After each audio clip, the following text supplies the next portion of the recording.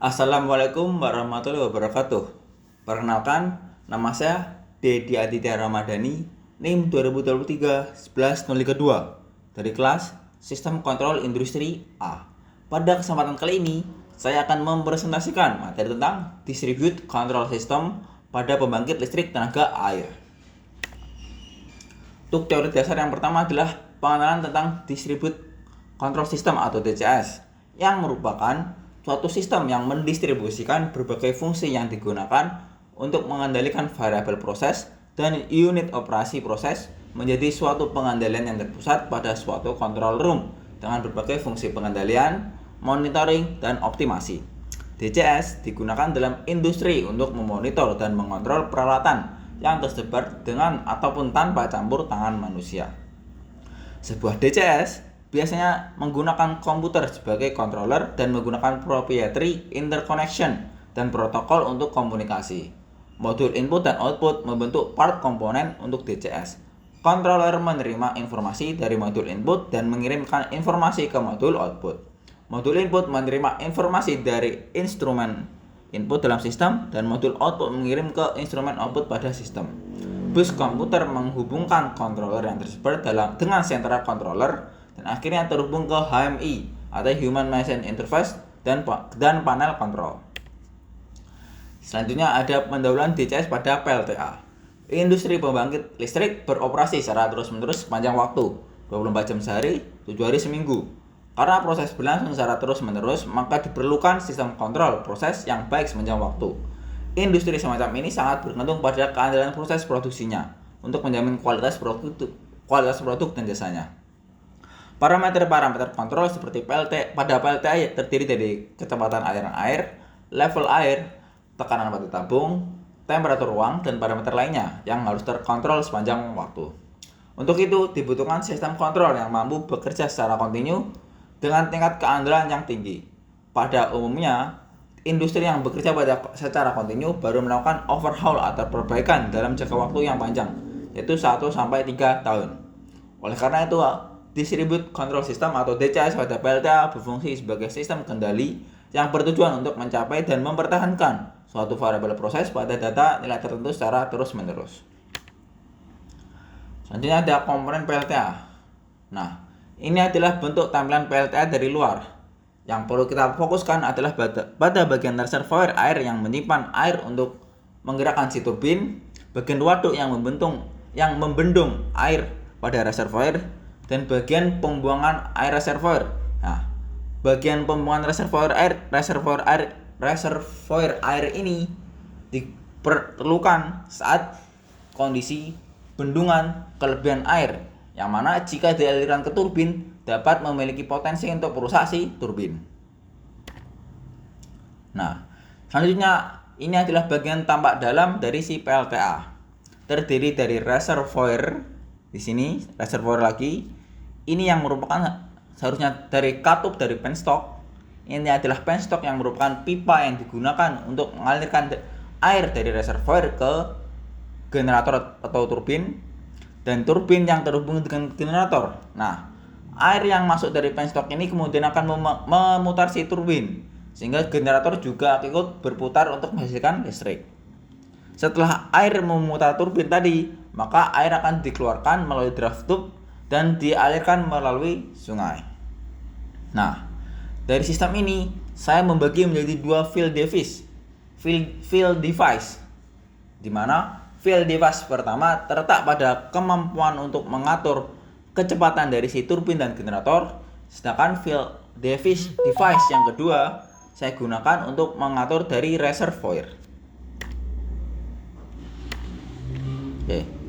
Untuk diagram blok pada sistem PLTA, seperti yang saya jelaskan tadi, saya membagi PLTA ini menjadi dua sistem, yaitu field device yang digunakan untuk proses pengendalian turbin dan governor atau kecepatan turbin, dan field device untuk proses pemantauan kondisi air, intake dan level.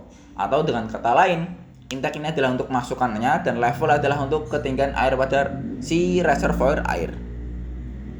Nah, pada reservoir air terdapat dua sensor, yaitu water flow sensor yang terletak pada penstock yang digunakan untuk mendeteksi kecepatan laju air pada penstock. Dan yang kedua adalah water level sensor yang digunakan untuk mendeteksi kapasitas dari si reservoir. Misalkan reservoir ini mengalami kelebihan air yang disebabkan oleh mungkin musim penghujan yang menyebabkan banjir. Nah, tentunya menyebabkan tekanan yang tinggi pada bagian penstock. Tekanan yang tinggi ini menyebabkan laju air yang sangat tinggi sehingga dapat menyebabkan turbin dan generator berputar melebihi kapasitasnya atau berputar terlalu cepat. Nah, hal ini tidak boleh dilakukan. Dan untuk itu, saat kedua kondisi ini tercapai atau kondisi kelebihan air tercapai, maka akan dibuka gate spillway valve atau katup untuk membuang air berlebih tadi, sehingga tidak terjadi ancaman kelebihan air tadi. Selanjutnya, di bagian sini terdapat proses untuk pengendalian turbin dan governor.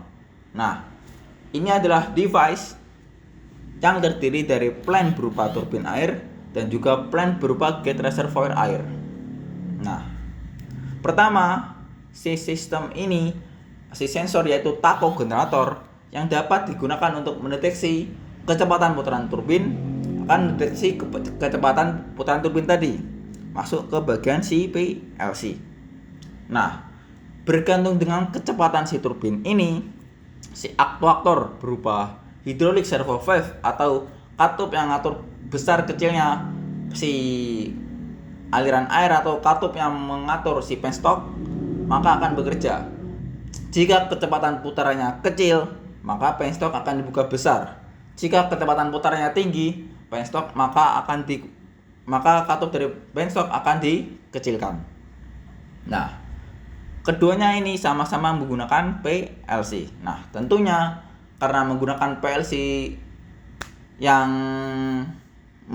menerima input berupa data analog seperti kecepatan dan water level, ini harusnya menggunakan PLC yang juga memiliki kemampuan untuk memproses data analog. Nah, tadi kan saya juga sempat membahas bahwa sistem DCS ini dapat dioperasikan tanpa ataupun dengan manusia. Nah, di sini saya juga memberikan operator interface berupa HMI, sehingga masing-masing orang ada di device baik di bagian pengendalian turbin atau pemantauan kondisi air dapat memantau secara langsung di tempat. Nah, selanjutnya, karena topik dari pembahasan ini adalah DCS atau Distributed Control System, maka tentunya ada yang namanya Master Station Device yang dapat digunakan untuk mengawasi sekaligus mengendalikan semua peralatan yang ada di field device. Oke. Nah, hal ini dapat dilihat dari bagian ini. Master Station ini.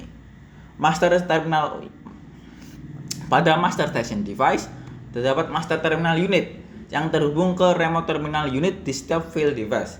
Hal ini berarti Master Station Device ini memiliki kemampuan untuk mengawasi seluruh field device yang ada sekaligus mengontrolnya. Hal ini dilakukan melalui controller berupa sentra komputer, sekaligus dikontrol oleh manusia sebagai operator interface melalui HMI. Nah, selanjutnya kesimpulan. Dengan DCS, sistem kendali pada pembangkit listrik memiliki distribusi baik secara topologi maupun fungsional. Distribusi fungsional komponen-komponen PLTA untuk menjalankan fungsi yang berbeda-beda di mana controller tersebut didistribusikan. Distribusi topologi dicapai dengan menggunakan loop tertutup untuk pengoperasian peralatan yang berbeda. Jenis distribusi ini menghasilkan peningkatan kecepatan dan keandalan sistem kontrol. Dan dengan DCS, pembangkit yang dapat dikontrol dan dimonitor tak hanya satu saja,